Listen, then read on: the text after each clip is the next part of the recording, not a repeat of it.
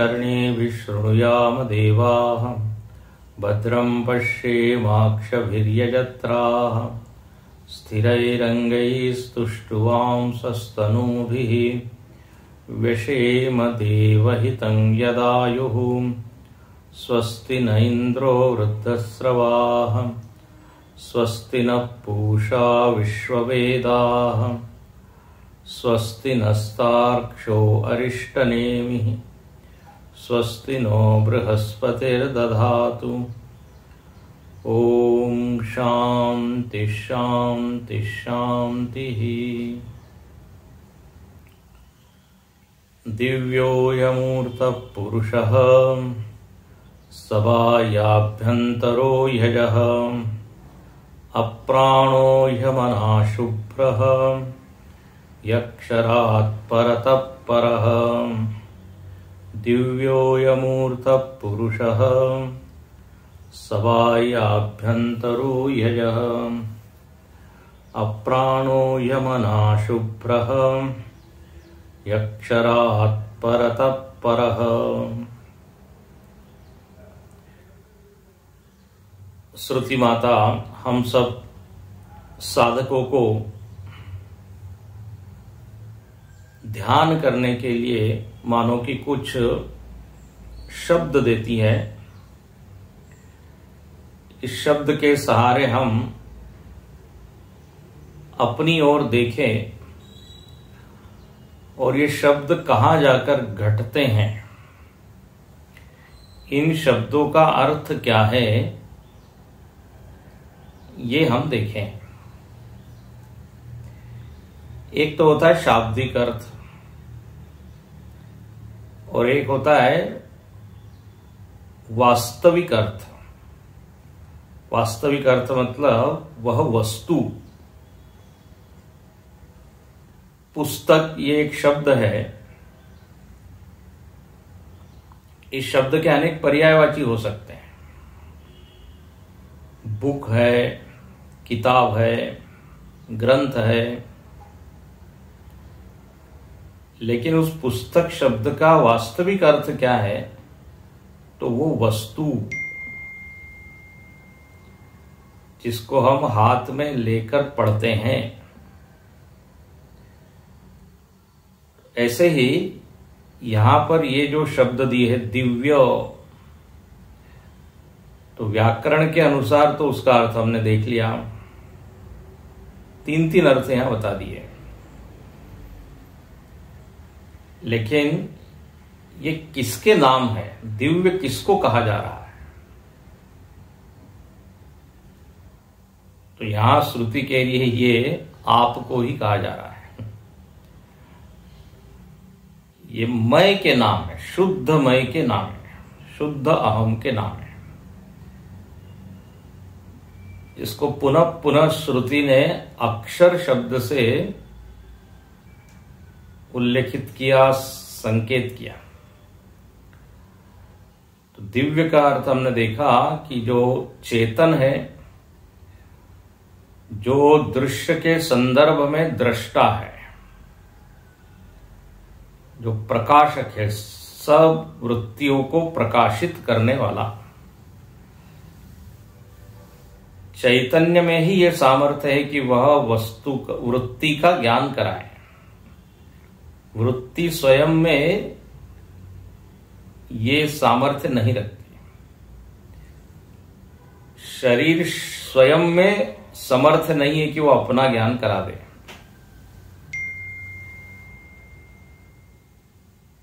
तो यहां पर कहते हैं कि आत्मनि भव दिव्य, दिव्य मतलब आत्म तत्व। और यह आत्म तत्व किसी आकार में बंधा हुआ नहीं है। उसको आप देश काल में सीमित नहीं कर सकते। इसलिए लिखा है सर्वमूर्ति वर्जित निराकार पुरुष। पुरुष के अर्थ हमने कल देखे थे कि प्रत्यक अभिन्न चैतन्य। जब ये कहा है कि पुरी में वो शयन करता है, मतलब वो हमसे अन्य नहीं है। कोई दूर कोई एक वस्तु नहीं है, स्वर्ग नरक की तरह परोक्ष नहीं है, अपरोक्ष है। और जो भरी पूरी हुई है, पूर्णत्वात् पुरुष, सवायाभ्यंतरो यजा, अंतर्बाह्य सबदूर उसका अस्तित्व है। ईशावास्य उपनिषद में जैसे आया, तदंतरस्य सर्वस्य तदु सर्वस्यास्य बाह्यतः। हर वस्तु के अंदर भी है, बाहर भी है। यथा आकाश, आकाश का उदाहरण हमने देखा था। तो जो सर्व का आश्रय है, सर्वव्यापक है, सर्व का आश्रय है, इस सभा या अभ्यंतर से ये दोनों अर्थ हम ले सकते हैं। उसके ऊपर सब चीजें प्रतीयमान है, आभास है। सब चीज के अंतरंग में यह तत्व विद्यमान है। वृत्ति के अंदर बाह्य वही तत्व है, वही अधिष्ठान है। उसी में से वृत्ति निकलती है, उसी में लीन होती है। और चेतन बिना बदले, बिना परिणमित हुए वृत्ति का रूप लेता है या वृत्ति को स्थान देता है। तो इस तरह अद्भुत वर्णन है। ये ऐसा लगता है मानो ऋषि आंख बंद करके बैठा हो और उसको जो जो दिखाई पड़ रहा है वो यहां पे वो व्यक्त कर रहा है।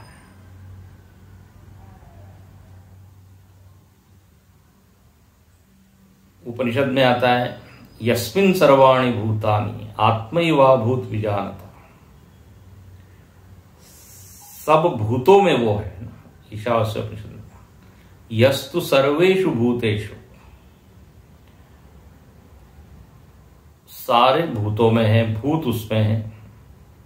आत्मैवाभूत विजानता, जो ऐसा जानता है कि आत्मा ही सब कुछ है, बोले वो तो शोक मोह से परे हो जाता है। फलश्रुति है, इस ज्ञान की फलश्रुति बताइए। तो यहां पे ये निरिध्यासन करने के लिए बहुत अच्छे शब्द हैं। सभायाभ्यंतरो ही अज। अज शब्द का अर्थ होता है कि जिसका जन्म नहीं है, उसका लक्ष्यार्थ हमने देखा था सर्व विकारों से रहित। जन्म जो है वो सारे विकारों का नायक है। प्रथम विकार क्या है? जन्म। तो जब उसका जन्म ही नहीं है तो फिर सर्व विकार प्रतिषेध, सारे विकारों का प्रतिषेध हो गया। और अज का सीधा मतलब है स्वतः सिद्ध है, उसकी सिद्धि किसी और वस्तु पर निर्भर नहीं है। अजः, जो चीज जन्म लेती है वो तो अपने कारण के ऊपर क्या होगी? निर्भर होगी। कारण से कार्य का जन्म होता है। जन्म लेने वाली चीज स्वतः नहीं होती, लेकिन ये अजन्मा। इस तरह यहां पे निषेध कर दिया। मूर्ति का निषेध, जन्म का निषेध, विकारों का निषेध। अब यहां पे ये जो अंतिम पंक्ति है पृष्ठ क्रमांक 38 पर, सवायभ्यंतरो ही अज अतः अजरः अमृतः अक्षरः ध्रुवः अभय इत्यर्थः। बोले चूंकि वो अंतर्बाह्य सद्दुर है, एक रस, इसलिए अजन्मा है।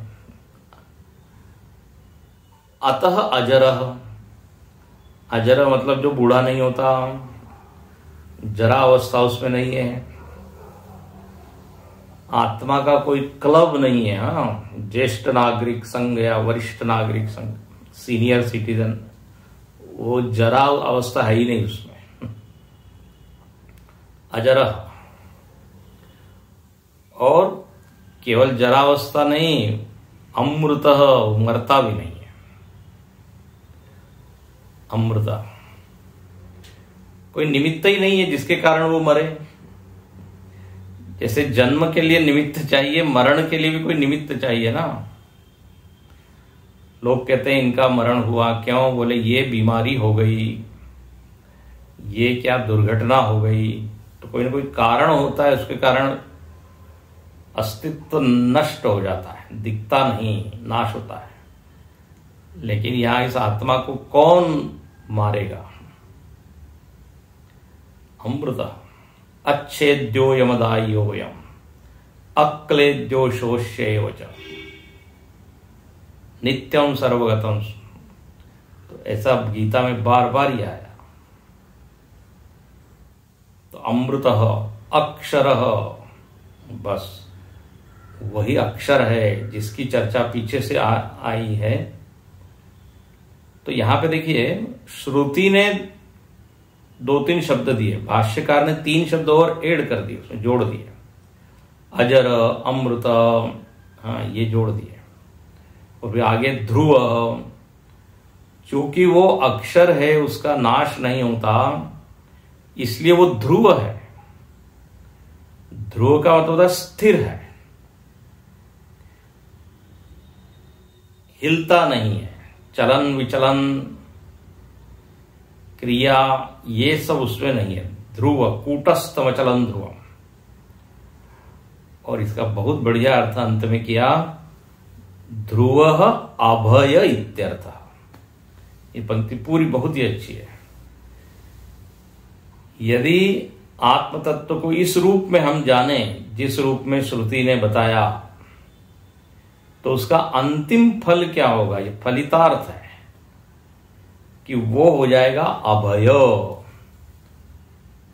देखिए, जब वस्तु ध्रुव नहीं होती, स्थिर नहीं होती, चंचल होती है, तो व्यक्ति कभी भी निश्चिंत नहीं हो सकता,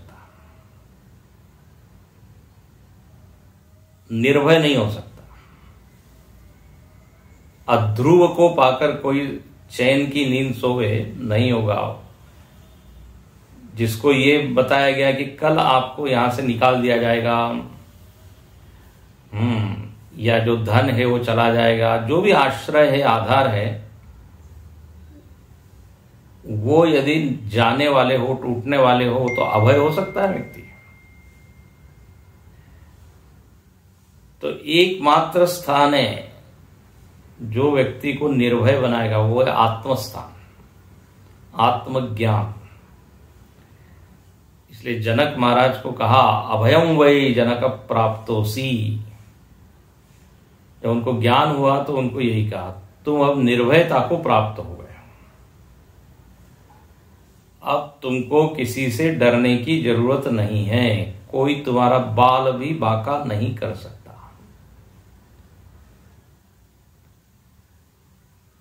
तो अभयम भक्ति में भी ये होता है। भगवान कहते हैं, अभयम सर्वभूतेभ्यो ददाम्येतत् व्रतम मम सकृदेव प्रपन्नाय।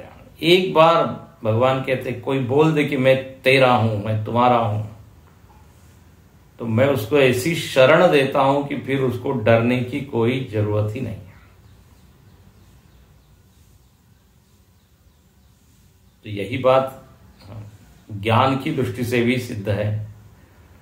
आत्म तत्व में यदि किसी की निष्ठा हो जाए, देखो ना, हम देखते हैं संतों के जीवन में निर्भयता से घूमते हैं, विचरण कर रहे हैं, उनको किंचित भी ये चिंता नहीं है कि हमारा नाश होगा। ये तभी होता है जब देह से तादात्म्य कम हो, देहासक्ति कम हो, और देहासक्ति कम करने के लिए जिसने रोज ध्यान किया हो,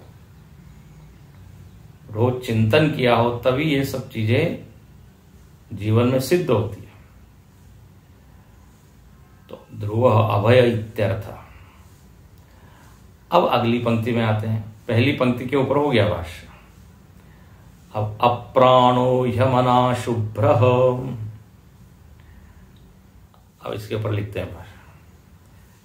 यद्यपि देहादि उपाधि भेद दृष्टि नाम अविद्यावशात देह भेदेषु सप्राणो समनाः। बोले ऐसा है, देह की उपाधि के कारण, ध्यान से सुनिए, देह की उपाधि के कारण आत्मा जो है वो कैसा लग रहा है, सप्राण समन। किसके कारण लग रहा है ये? अविद्यावशात। दो चीज हो गई, अविद्या के कारण हमने उपाधि को सत्य मान लिया, और उपाधि को सत्य मानने के कारण आत्मा जो है वो उपाधिस्थ मान लिया, उपाधि से जुड़ा हुआ मान लिया, उपाधि के साथ उसका तादात्म्य कर लिया।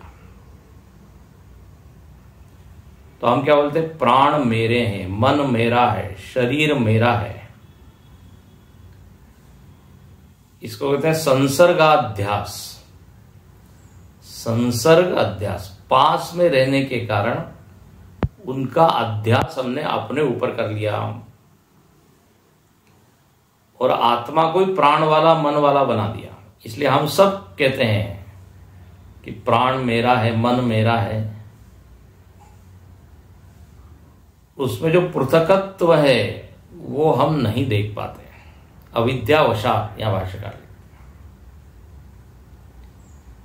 सांख्य और योग में ये साधना है कि हम बैठ के इसको अलग देखें। सांख्य और योग में क्या कहा? आप विवेक कीजिए, विवेक। उनका एक शब्द है विवेक ख्याति। ये ध्यान कीजिए कि प्राण अलग है, मन अलग है, मैं असंग हूं, असंगो अयम पुरुष। तो सांख्य योग में प्राण और मन को सत्य माना है। ध्यान से सुनिए, आभास नहीं माना है। तो वो क्या कहते हैं? यदि आपको ज्ञान प्राप्त करना है तो इससे अलग हो जाओ, बस पृथक कर लो। जब पृथक कर लोगे तब आप अपने स्वरूप में स्थित हो जाओगे। तदा दृष्टु स्वरूप अवस्था। अविद्या के कारण अस्मिता, राग, द्वेष ये सब आ गए। अविद्या के कारण अस्मि भाव आ गया, देहोस्मि, प्राणोस्मि, मनोस्मि।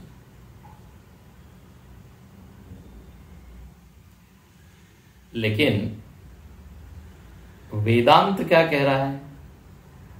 बोले ये अविद्या से सिद्ध है प्राण मन इत्यादि। मतलब ये है कि वास्तव में इनकी कोई सत्ता है नहीं, असत है। प्रतीति है, सब अनुभव करते, प्राण है, शरीर है, लेकिन वो असत है, मिथ्या है। तो मिथ्या चीज आत्मा से जुड़ कैसे सकती है? ये मिथ्या चीज का संसर्ग होगा कैसे? जड़ चेतन ही ग्रंथि परी गई, जदपि मृषा छूटत कठिन है। ये प्राण मन शरीर इत्यादि जड़ है, लेकिन इनके साथ हम जुड़ गए। सब प्राण समना। बोले किसने जोड़ा? Who is responsible for this combination और आइडेंटिफिकेशन? तो बोले अविद्या। और ध्यान से सुनना, जो चीज अज्ञान से सिद्ध होती है ना, वो विचार से ही जाती है। जो चीज अविचार से सिद्ध हो रही है, दिख रही है, वो विचार करने से निकल जाती है। रस्सी पे यदि सर्प दिख रहा है, वो अविचार जन्य है, तो विचार करने पे हट जाएगा। उसके लिए लकड़ी लाने की कोई जरूरत है नहीं। तो ऐसे ही यहां पर लिखते हैं कि अविद्यावशात ये उपाधियां हैं। उपाधि में, चलो उपाधि है तो ठीक है, उसको मार काट तो नहीं सकते, लेकिन उसमें सत्य बुद्धि हो गई। सत्य बुद्धि हो गई तो तादात्म्य हो गया। और सब प्राण समना, और आगे दो और जोड़ देते हैं भाष्य में, सेंद्रिय स विषय, इंद्रिय सहित मैं हूं। तो इंद्रियों से तादात्म्य करके मैं क्या कहता हूं, मैं दृष्टा हूं, मैं श्रोता हूं, मैं गंता हूं, पैर से तादात्म्य करके गंता हूं, वाणी से तादात्म्य करके वक्ता हूं। लेकिन यह भाष्यकार लिखते हैं इंद्रिय सहित हम अनुभव करते हैं, विषय सहित हम अनुभव करते हैं, लेकिन वो है नहीं। इव लगता है मानो कि हम प्राण वाले, मन वाले, इंद्रिय वाले हैं। इव प्रत्यवभासते, और शुरुआत देखिए अविद्यावशात, जिन लोगों की जो अविद्या वाले हैं उनको ये सब सत्य लगता है, वो इस श्रुति का विरोध करेंगे। बोले आप क्या कह रहे हैं, प्राण मन तो सब मेरे हैं, आप क्या कह रहे हैं प्राण मन नहीं है आप में। तो यहां भाष्यकार कहते हैं प्राण मन का अस्तित्व हम स्वीकार करते हैं, लेकिन वह आपका नहीं है, भासमान है, उससे कोई आत्मा जुड़ती नहीं है। लेकिन लगता तो है, लगने को तो बहुत कुछ लगता है। तो यहां लिखते हैं सविषय इव प्रत्यवभासते, उदाहरण देते हैं तलमलादिमत इव आकाशम। बोले देखो जैसे आकाश है, प्रसिद्ध उदाहरण है, आकाश में धूल या फिर क्या फॉग, पानी, बारिश, ये सब हमको अनुभव में आता है और लगता है कि आकाश उससे मलिन हो गया, लेकिन बोले वो होता नहीं है। तो क्षण के लिए आप इंतजार कीजिए, वो धूल सब उड़ गई, फिर शुद्ध आकाश, स्काई जो है, आकाश या अवकाश, जो खाली जगह है, ये बिल्कुल तलमलादि से असंस्पृष्ट रहती है। बोले ऐसा ही आत्म चैतन्य है। अब कहते हैं यद्यपि से वाक्य शुरू हुआ था, अविद्या के कारण ये सब दिख रहा है, तथापि, दूसरी पंक्ति, तथापि तु स्वतः परमार्थ दृष्टि नाम अप्राण। दो दृष्टि वाले लोग हैं, एक अविद्या दृष्टि और एक परमार्थ दृष्टि। परमार्थ दृष्टि जिनको प्राप्त है, मानो कि जिनके ज्ञान चक्षु खुल गए हैं,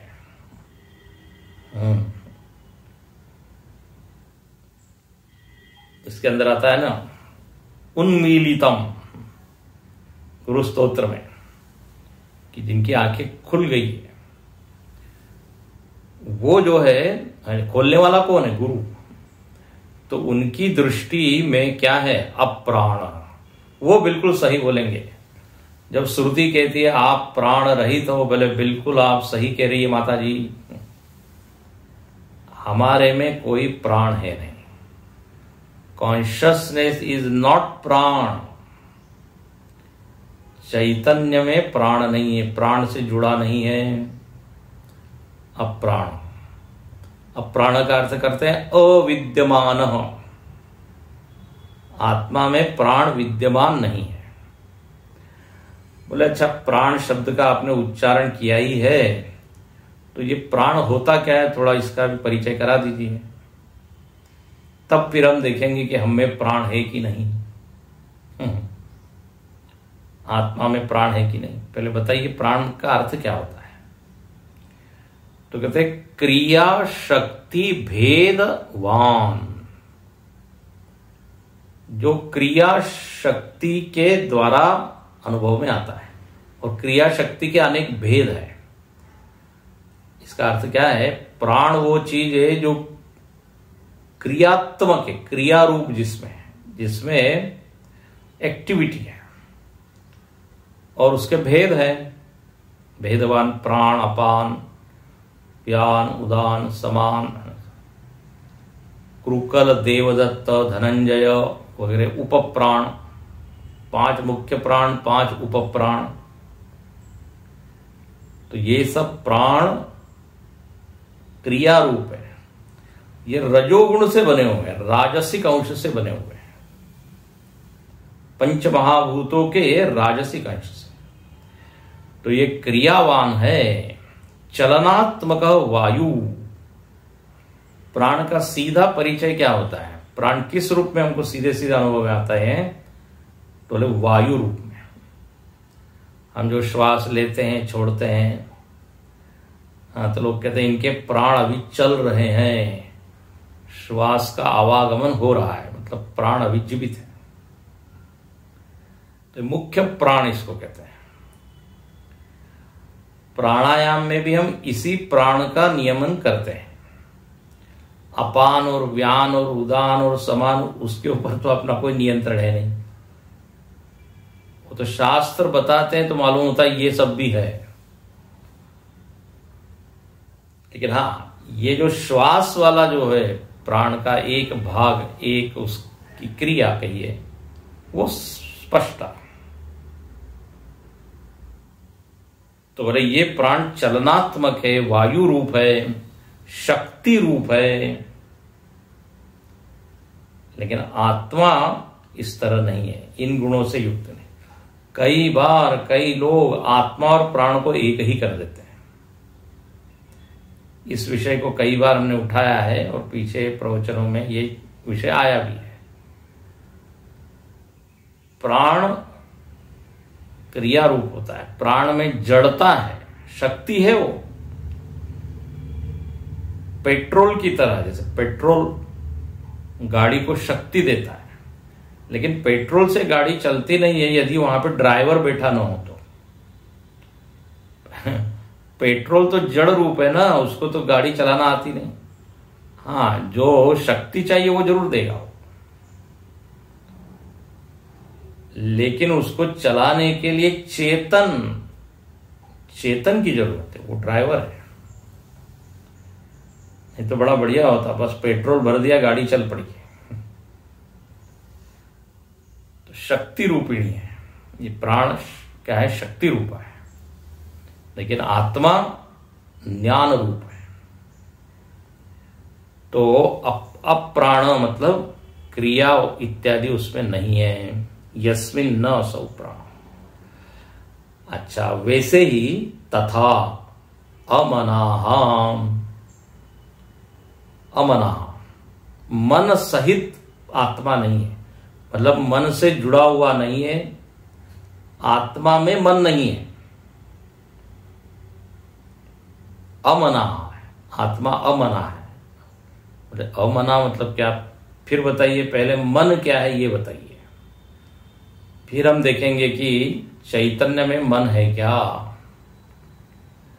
तो यहां लिखते हैं, मन देखिए सबके अलग अलग हैं, और मन का क्या लक्षण, तो यहां बता दिया, अनेक ज्ञान शक्ति भेदवत। ये फर्क है प्राण और मन में। मन में जो है ज्ञान शक्ति है, विचार शक्ति है, उसमें भावनाएं हैं, चिंतन कर सकता है। प्राण चिंतन नहीं करता। प्राण विचार कर रहा है, ऐसा किस कहने से? मन विचार कर रहा है। तो ज्ञान शक्ति से युक्त कौन है? मन। क्रिया शक्ति, ज्ञान शक्ति। उपदेश सार में भी रमण महर्षि ने बात कही है, शक्ति मूल का। ये दो माया के ही द्वारा ये बने हुए हैं, प्राण और मन। एक पेड़ की दो शाखाएं हैं, ऐसे हैं ये प्राण और मन। दोनों का आपस में खूब संबंध है। मन चंचल होता है तो प्राण चंचल होते हैं, मन शांत तो प्राण शांत। प्राण वंदना लीयते मन, जाल पक्षिवत रोध साधन। तो प्राण अलग चीज है, मन अलग चीज। अच्छा, मन में क्या है? संकल्पाध्यात्मकम मनः। अब ये तो आप बिल्कुल पहले से पढ़ते आ रहे हो। मनः किम, मनः किसको कहते हैं? मनः तो बोले संकल्प विकल्पात्मकम मनः, निश्चयात्मिका बुद्धि, चिंतन कर्तृ चित्तम, तत्वबोध में आता है। तो मन संकल्प विकल्प करने वाला, जिसमें विरोधी विचार आते रहते हैं। एक क्षण आया जाना चाहिए, दूसरे क्षण बोले कैंसिल, फिर तीसरे नहीं जाना चाहिए, थोड़ी देर तो जाके आते हैं। ये जो परस्पर विरोधी और वैविध्यपूर्ण विचार जिसमें आते हैं, बोले वो है मन। संकेत कर दिया संकल्प आध्यात्म, संकल्प आदि तो स्मरण भी है, चिंतन भी है, अनुसंधान भी, सब आ गया। तो बोले ये मन अपि अविद्यमानम यस्मिन, जिसमें ये मन नहीं है वो अमनाह, वो आत्मा है। जिस चूंकि उसमें मन नहीं है इसलिए आत्मा का नाम क्या हो गया? अमना। ये बड़ा अच्छा, अमना अप्राण। आपके पास मन नहीं है? बोले नहीं। आत्मा मतलब वृत्तियों का कोई प्रवाह नहीं है, वृत्तियों का कोई संगठन नहीं है। आत्मा किसी वृत्ति का नाम नहीं है। मन की तो आत्मा क्या है? मन किसके द्वारा जाना जाता है? वृत्तियों के द्वारा। तो यस्मिन नो, जिसमें ये नहीं है संकल्प आदि, बोले वो क्या हो गया? आत्मा। तो अमना, तो इस तरफ निर्णय आया यस्मिन स अयं अमना अप्राण यमनाश्च इति, हो गया। प्राण और मन दो अलग घटक है। अच्छा, अब यहां थोड़ा और विस्तार कर देते हैं। यहां देखो भाष्यकार उसमें और जोड़ते हैं। हो गया वैसे तो प्राण और मन के ऊपर भाष्य हो गया, लेकिन अब एक और चीज एक्स्ट्रा अतिरिक्त ज्ञान हमको देते हैं। कहते प्राणादि वायु भेदा कर्मेन्द्रियाणि तद विषयाश्च। ले, आत्मा में केवल प्राण का ही निषेध नहीं है, तो बल्कि अप्राण जब कहा है तो इससे कर्मेंद्रियों का भी निषेध कर लीजिए, क्योंकि प्राण और कर्मेंद्रिया इनका बड़ा संबंध है। प्राण कर्मेंद्रियों को शक्ति देती, तो कर्मेंद्रिया क्या है? कर्म करती, क्रिया करती। और कर्मेंद्रिय और प्राण दोनों राजसिक अंश से बने हैं। तो जब प्राण का निषेध किया, ध्यान से सुनिए, जब प्राण को आत्मा में मना किया तो कर्मेंद्रियों का भी अपने आप उसका भी क्या हो गया? निषेध हो गया, या कर लेना चाहिए। मतलब मैं हाथ वाला पैर वाला ये हम न माने। जिस क्षण ये लगता है कि हम ऐसे हैं, उस क्षण ये शब्द आने चाहिए, अप्राणो यमनः। जब व्यक्ति बीमार वगैरह पड़ता है ना, जब बहुत कठिनाई होती है, तब ये शब्द यदि याद आ जाए तो बड़ा इससे लाभ होता है। लेकिन उस समय कष्ट इतना जबरदस्त होता है कि काहे का अप्राण, अरे मैं ही सब हूं, दुख मेरे में ही है। वहां अदुख, बोले ये तो प्राण का धर्म है, इंद्रियों का धर्म है। बोले नहीं नहीं, आप जानते नहीं है, आपको नहीं हो रहा है ना, इसलिए आप बोल रहे हैं। आपको जब होगा तब समझ में।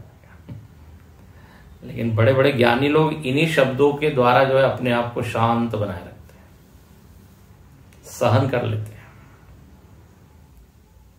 तो कर्मेंद्रियों का निषेध हो गया। और तद विषयाश्च, कर्मेंद्रियों के जो विषय है वो भी आत्मा में नहीं है। तो प्राण नहीं, कर्मेंद्रिय नहीं, और कर्मेंद्रिय के जो 5 विषय है वो भी नहीं। ग्रहण करना, हाथ का विषय ग्रहण, पैर का चलना, वाणी का बोलना, गुदा का जो है मल त्याग करना, जननेन्द्रिय का मूत्र त्याग करना, ये सब जो कर्म है ये कर्म भी उसमें नहीं है। अच्छा, और वैसे ही तथा च बुद्धि मनसी बुद्धिन्द्रियाणि तद विषयाश्च प्रतिषिद्धा वेदितव्या। वेदितव्या तो जानना चाहिए। उसी तरह मन को जब मना किया तो मन के साथ ज्ञानेन्द्रिय जोड़ लीजिए। या ज्ञानेन्द्रिय के लिए नाम दिया बुद्धि इंद्रियाणी। 5 ज्ञानेन्द्रिया है, हाँ, श्रोत्र, त्वक, चक्षु, रसना, हाँ। तो ये जो सब इंद्रियां हैं, अब आप जानते ही हैं, ये इंद्रियां आत्मा में नहीं है। मतलब आत्मा आंख वाला कान वाला नहीं है, और आत्मा में विषय भी नहीं है इन इंद्रियों के। इंद्रियों के 5 विषय है, शब्द, स्पर्श, रूप, रस, गंध। तो देखो भाष्यकार अपनी ओर से थोड़ा और जोड़ देते हैं। बोले कोई यदि ये कहे कि ठीक है आत्मा में प्राण नहीं, मन नहीं, तो इंद्रिया तो आत्मा में है, ऐसा कोई समझ सकता है। तो भाष्यकार मानो कि अनुमान कर लेते हैं कि किसी शिष्य के मन में ये सवाल प्रश्न आ सकता है। तुरंत वो उसकी बुद्धि को जान के, उसके मन को जान के निषेध कर दिया। बोले याद रखना, मन नहीं है तो इंद्रियां भी नहीं है उसमें। तो बुद्धि इंद्रियाणी तद विषयाश्च प्रतिषिद्धा वेदितव्या, ये जान लेना चाहिए। अच्छा, तो यहां तक तो हो गया भाष्य। अप्राणो यमना। अब ये जो सिद्ध किया उन्होंने कि प्राण, मन, इंद्रिय, विषय ये सब आत्मा में नहीं है, तो बोले श्रुति कुछ कहती है क्या? श्रुति का कोई आधार है आपके पास कि आपका ही चिंतन है? तो नहीं, श्रुत्यंतरे।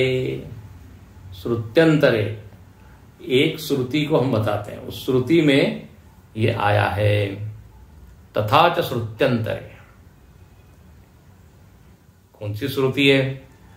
ध्यायति इव लेलायति इव इति। अब श्रुति एक ये बड़े प्रसिद्ध ये श्रुति है। ध्यायति इव, मानो कि मैं ध्यान कर रहा हूं, मानो कि मैं चंचल हूं। मतलब क्या? मतलब ऐसा है कि व्यक्ति जब ध्यान करने बैठता है तो पहली बात तो क्या वो कहता है, मैं ध्यान करने बैठा हूं, मतलब मैं ध्याता हूं। अच्छा, ध्यान में 2 अवस्थाएं होती है। या तो मैं चंचल हो जाता हूं, अनेकाग्र हो जाता हूं, लीलायति, शाखा ते शाखा पर जाई, यहां से वहां से वहां भटक रहा हूं। या फिर दूसरा क्या लिखा, ध्यायति वो, एकाग्र हो गया हूं। तो अब हमको लगता यह है कि मैं एकाग्र हुआ, मैं चंचल हुआ, लेकिन यहां श्रुति स्पष्ट कहती है आप न चंचल हुए न आप एकाग्र हुए, मानो कि आप एकाग्र हो गए। ईव शब्द लगाया, मानो कि आप चंचल हुए। मतलब यह है, ये मनीराम के ये दोनों धर्म हैं। आत्मा न तो लीलायमान है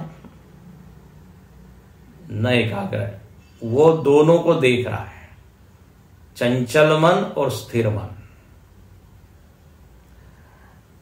हमारे स्वामी जी बड़ा मजाक कर रहे थे, बोले जब मन चंचल होता है ना तो हम कहते हैं मन तो मिथ्या है, मन झूठा है। जब एकाग्र होता है तो कहता है देखो मैं एकाग्र हूं। तो एकाग्रता का धर्म अपने में लगा लेता है, और जो चंचलता आती है बोले ये मन का है। बोले ऐसा आधा आधा नहीं होगा। यदि अनेकाग्रता मन की है तो एकाग्रता भी मन की है।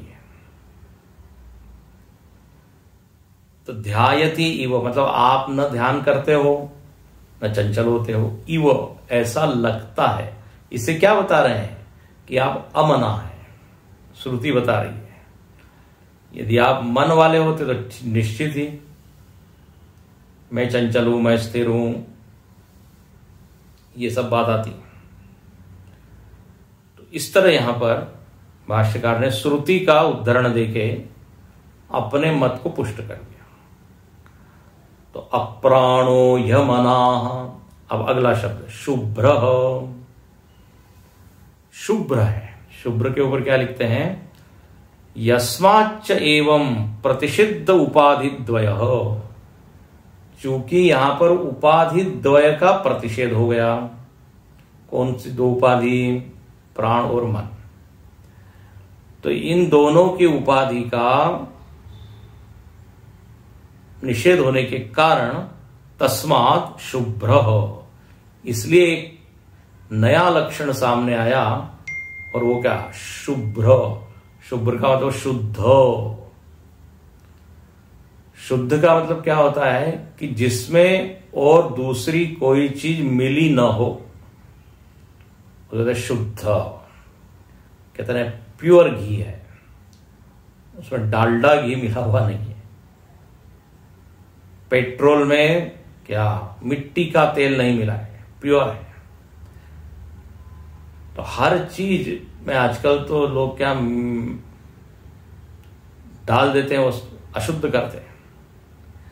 यहां पर कहते हैं ये आत्म तत्व कैसा है, नित्य शुद्ध। ये मन की अशुद्धि तो आपने खूब सुनी होगी, मन अशुद्ध है, मन अशुद्ध है।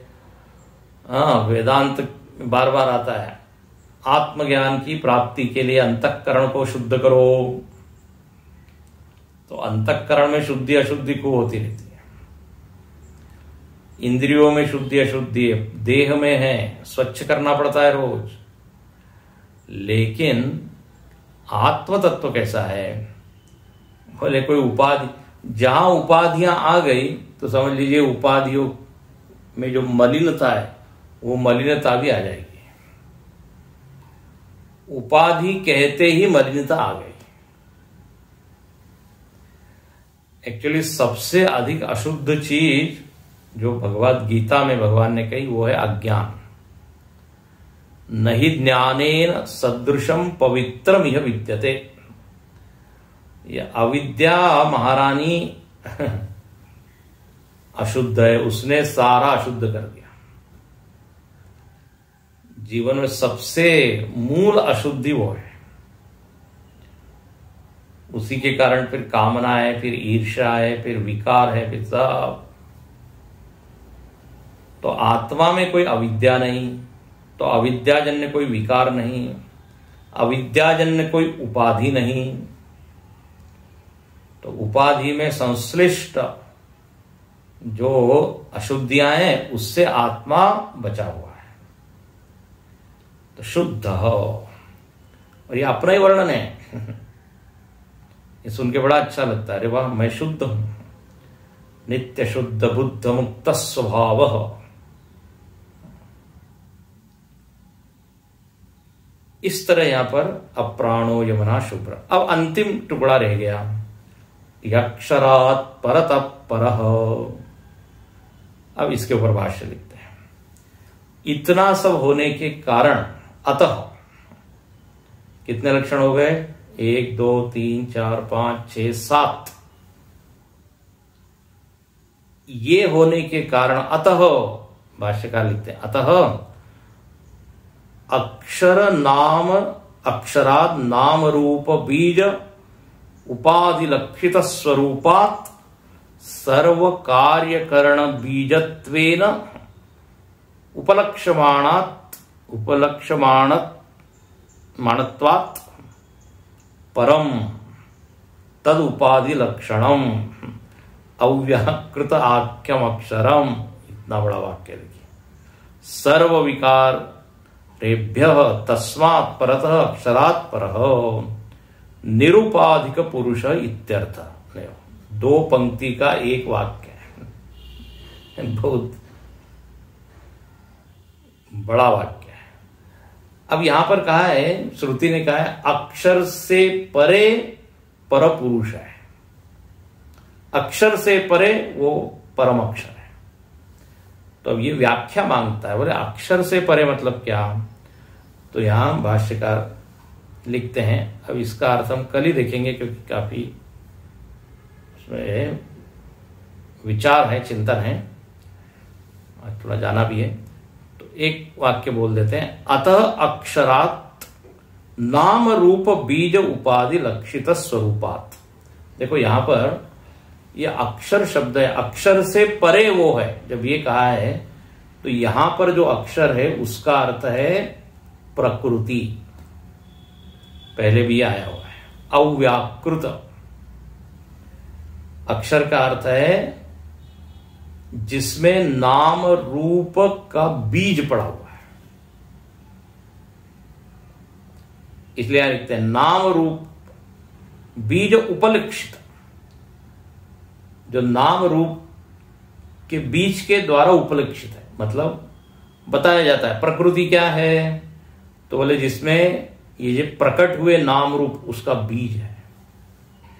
इसी को माया भी कहते हैं, प्रकृति भी कहते हैं, अव्यक्त कहते हैं, अव्याकृत कहते हैं। ये सब नाम, ये सब शब्द एकार्थी है, एक अर्थ वाले। और इसी प्रकृति में से ये जगत आया है। और ये जगत कैसा है? तो लिखते हैं कार्य करण बीजत्वेन उपलक्ष्यमाण। बहुत सुंदर। जगत में आप एक नियम देखते, कार्यकरण, कार्य कारण, कार्य कारण। तो जो कार्य कारण है इसका बीज कहां है? प्रकृति है। जैसे उदाहरण देके पूर्ण करता हूं मैं, देह कारण है किसका? कर्म का, ठीक है। देह के कारण कर्म होते हैं, तो देह हो गया कारण, कर्म हो गया कार्य। अब ये देह और कर्म दोनों का बीज क्या है? तो बोले प्रकृति। फिर आप देखते हैं कर्म और देह, इनमें भी आपस में कार्य कारण है। कर्म करते रहते हैं और हमको देह मिलते रहता है। कारणम गुण संगोस्य सद सद योनि जन्मसु, अलग अलग योनियों में हम भटकते रहते हैं। कर्म हमारे होते हैं आसक्ति पूर्वक, तो कर्म कारण हो गया, उससे क्या मिला? देह। तो कर्म और देह, देह और कर्म, इसको कहते हैं बीजांकुर न्याय। ये दोनों कहां से निकला है? तो बोले ये आया है प्रकृति से। वासना से कर्म, वासना से इच्छा, इच्छा से कर्म, ये सब कार्यकरण वाले ऐसे बहुत सारे आपको जोड़ियां मिलेगी। पाप का फल है दुख, तो पाप हो गया कारण, दुख हो गया कार्य। पुण्य का फल सुखम, तो पुण्य हो गया कारण, सुख हो गया कार्य। तो पाप, पुण्य, सुख, दुख, ये सब कहां से निकले हैं? तो बोले ये अक्षर, यहां अक्षर का अर्थ माया या अव्याकृत। और जो पुरुष है जिसका अभी 7 शब्दों में हमने वर्णन सुना, वो इस प्रकृति के परे है, वो इस अव्याकृत के परे है। अक्षरात् परतः परः, वो निरुपाधिक है। तो कार्यकरण बीजत्वेन उपलक्ष्यमाणत्वात् परम तद उपाधि लक्षणम अव्याकृतमाख्यम अक्षरम। अव्याकृत नाम से जाना वाला, जानन जिसको जाना जाता है, वो अक्षर इस परम पुरुष या परम अक्षर से बाद में, उसके बाद में सबसे मूल कौन है? अक्षर तत्व। बोले इसको भी आप क्यों अक्षर कह रहे हैं? फिर प्रकृति को भी दो अक्षर बोल। तो बोले ऐसा है, सारे विकारों के तुलना में प्रकृति अक्षर है। कल बताएंगे इसको। सारे विकारों की तुलना में प्रकृति नित्य है, इसलिए प्रकृति को भी एक नाम दे दिया, चल अक्षर। अक्षरात् परतः परम्। ओम पूर्णमद पूर्णमिदं पूर्णात्